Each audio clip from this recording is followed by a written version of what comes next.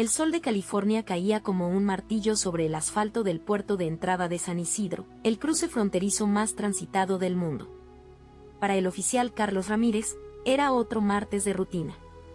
El zumbido incesante de los coches, el olor a gases de escape y la tensión palpable eran la banda sonora de su vida.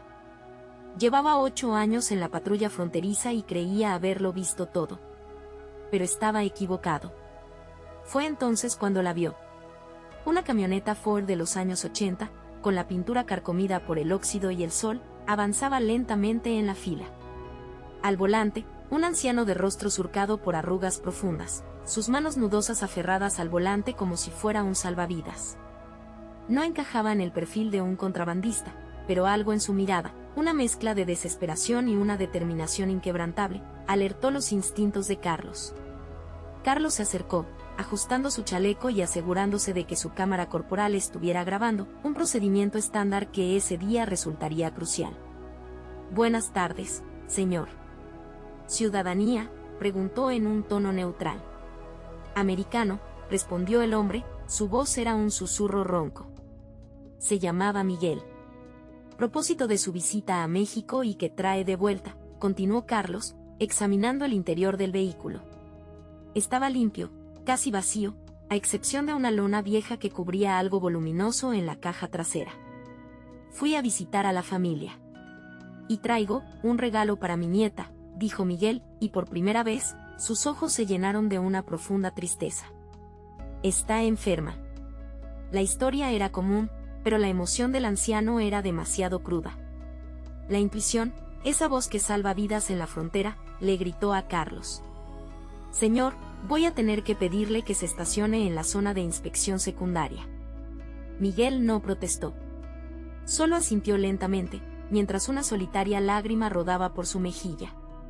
Mientras la camioneta avanzaba, una ráfaga de viento levantó una esquina de la lona.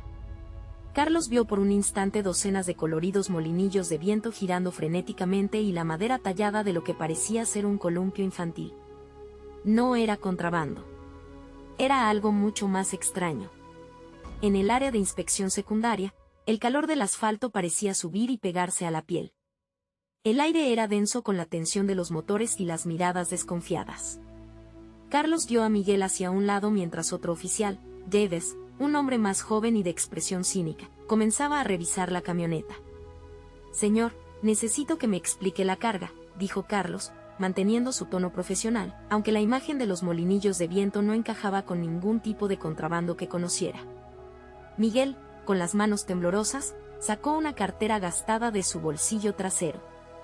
En lugar de una identificación, extrajo una fotografía arrugada de una niña de unos 7 años, con una sonrisa que le faltaba un diente y ojos brillantes, sentada en un césped verde. «Es para Elena». «Mi nieta», dijo Miguel, su voz quebrándose. «Hoy cumple 8 años. Está en el Children's Hospital de San Diego. Leucemia». La palabra flotó en el aire caliente, cambiando todo. Carlos tomó la foto, la mirada de la niña contrastaba brutalmente con la dureza del entorno. El columpio siempre quiso uno. «Y los molinillos», continuó Miguel, señalando la camioneta, «ella no puede salir a jugar. Desde la ventana de su habitación, dice que son como un jardín de viento, plantados solo para ella». Davis resopló desde la parte trasera del vehículo. «Una buena historia. Siempre tienen una». Pero Carlos ya no lo escuchaba. Inspeccionó el interior de la cabina. No encontró compartimentos secretos ni drogas. En cambio, vio un dibujo infantil pegado en el tablero con cinta adhesiva, un sol sonriente sobre una casa con un columpio. Debajo, con letra torpe, ponía «para abuelo». El peso de la verdad, simple y devastadora, golpeó a Carlos. Esto no era un crimen. Era una peregrinación. Un último y desesperado acto de amor de un abuelo. El oficial Davis, un hombre cuya carrera se había construido sobre el escepticismo y el reglamento, se acercó con paso decidido. Su mirada recorrió a Miguel y luego se clavó en Carlos. «Ramírez, ¿qué pasa aquí? ¿Por qué tanta demora?». Su voz era seca, desprovista de la empatía que ahora inundaba a Carlos. «Es una historia complicada, Mark», respondió Carlos en voz baja, sin apartar la vista del anciano. Complicada o no, el protocolo es claro. Inspección completa. No podemos arriesgarnos por un cuento triste, insistió Davis, señalando con la cabeza hacia la camioneta. La tensión era palpable, un choque entre el deber y la humanidad bajo el sol abrasador de la frontera. Miguel observaba el intercambio, su esperanza desvaneciéndose con cada palabra del oficial más severo. Entonces, Davis sacó su teléfono. Voy a grabar. Para que quede constancia de que seguimos el procedimiento, sin importar lo que encuentres. La pequeña luz roja de la cámara se encendió, un ojo digital dispuesto a capturar una infracción, un engaño. Pero Carlos tomó una decisión. Miró a su colega y luego a Miguel, cuyo rostro estaba surcado por la angustia. Guarda eso, Davis, dijo con una calma sorprendente. Se inclinó hacia Miguel. Señor, no se preocupe. Va a llegar a tiempo. Carlos levantó su radio, pero su mensaje no fue el que Davis esperaba. Atención a todas las unidades disponibles. Tenemos una situación, un código, Elena. Necesito voluntarios para una escolta prioritaria al Hospital Infantil de San Diego. Es urgente. Davis se quedó helado, con el teléfono aún grabando. No estaba capturando un delito, sino el inicio de algo que nadie podría creer. El silencio en la radio duró apenas un segundo, pero se sintió eterno. La voz del despachador, teñida de confusión, rompió el aire. Unidad 12, repita su última transmisión. No tenemos registro de un código Elena. Davis seguía grabando, su rostro una máscara de incredulidad, capturando la tensión del momento. Carlos tomó el micrófono de nuevo, su voz firme y clara, sin rastro de duda. Central, es una situación prioritaria no estándar. Tenemos a un civil, Miguel, en ruta al Mercy Hospital. Transporta un regalo de cumpleaños para su nieta, Elena. Necesita llegar sin demora. Solicito a las unidades disponibles que despejen el camino. Miguel lo observaba desde su camioneta, con los ojos llorosos, aferrado al volante como si fuera un salvavidas. Antes de que el despachador pudiera responder, otra voz se unió a la frecuencia. Aquí la unidad 7, oficial Evans. Estoy cerca de la primera 5. Entendido, Ramírez. Me uno a la escolta. Casi de inmediato, otra voz. Unidad 9, confirmo. Vamos en camino. La burocracia se desmoronaba ante un simple acto de humanidad. Carlos le hizo una señal a Miguel. Sígame, señor. Manténgase cerca. La patrulla de Carlos se puso en marcha, con las luces parpadeando silenciosamente. Mientras se incorporaban a la carretera que salía de la zona fronteriza, la vieja camioneta de Miguel, con su carga de sueños y molinillos, se vio flanqueada por otras 2 patrullas que aparecieron como de la nada. Davis bajó el teléfono por un instante, no como un oficial documentando una infracción, sino como un hombre presenciando algo que nunca esperó ver. El pequeño convoy avanzaba, abriéndose paso a través del denso tráfico de San Diego, una escolta improvisada nacida de la compasión. El convoy llegó al Mercy Hospital de San Diego sin sirenas, pero las luces intermitentes pintaban las paredes blancas del edificio con destellos azules y rojos, atrayendo miradas curiosas desde las ventanas. Antes de que el personal de seguridad pudiera reaccionar, Carlos ya estaba fuera de su patrulla, acercándose a una enfermera jefe con una calma que no sentía. Señora, tenemos una entrega urgente para una paciente, Elena. Es su cumpleaños. Mientras Carlos gestionaba la logística, los otros oficiales, movidos por un propósito común, comenzaron a descargar las piezas del columpio de la desvencijada camioneta de Miguel. Encontraron un pequeño jardín interior, un oasis de césped y flores en medio del concreto, y empezaron a ensamblar la estructura con una eficiencia sorprendente.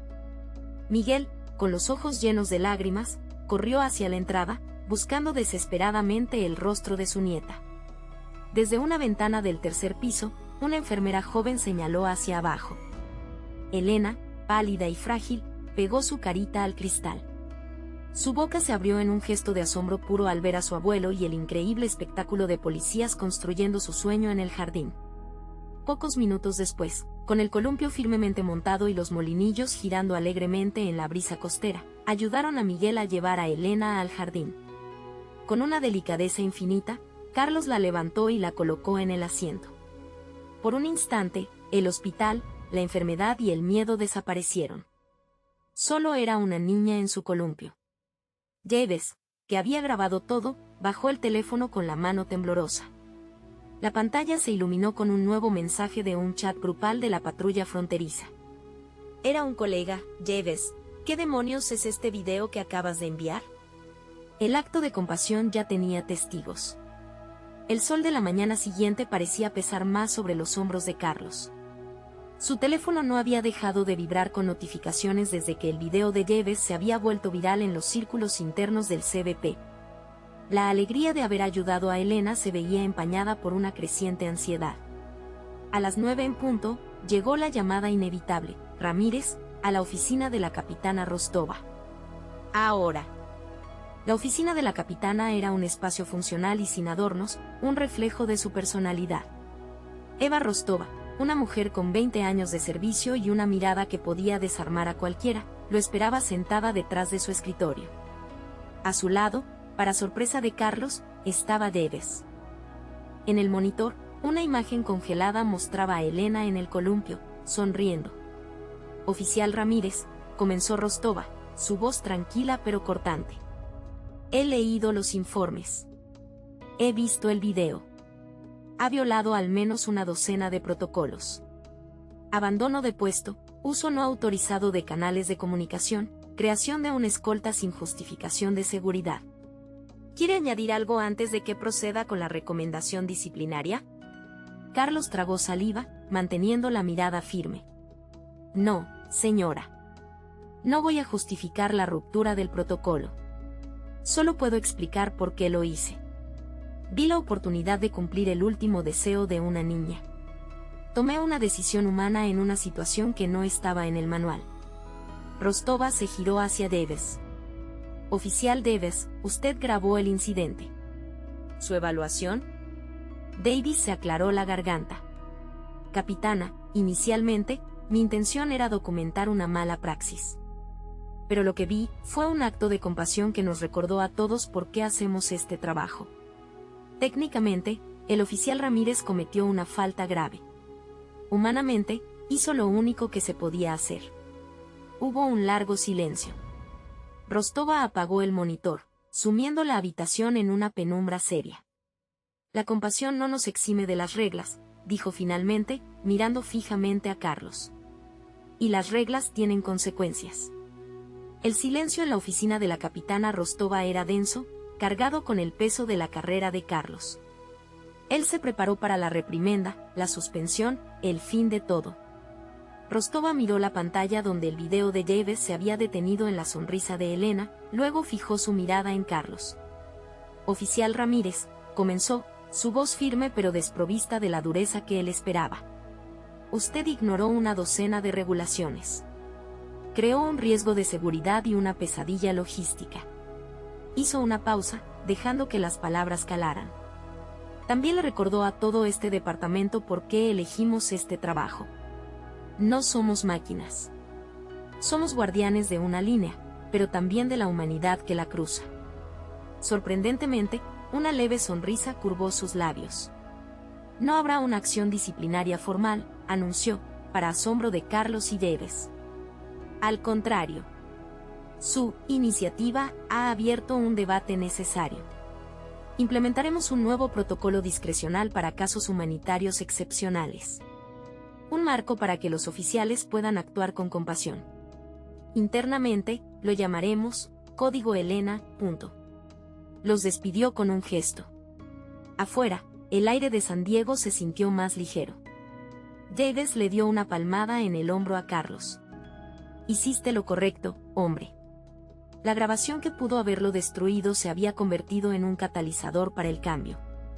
Semanas después, Carlos estaba de vuelta en su puesto. El sol de la tarde pintaba el cielo de naranja. Su teléfono vibró. Era un mensaje de Miguel, una foto del jardín del hospital. Junto al columpio ahora giraban docenas de molinillos de viento de colores, dejados por otros oficiales.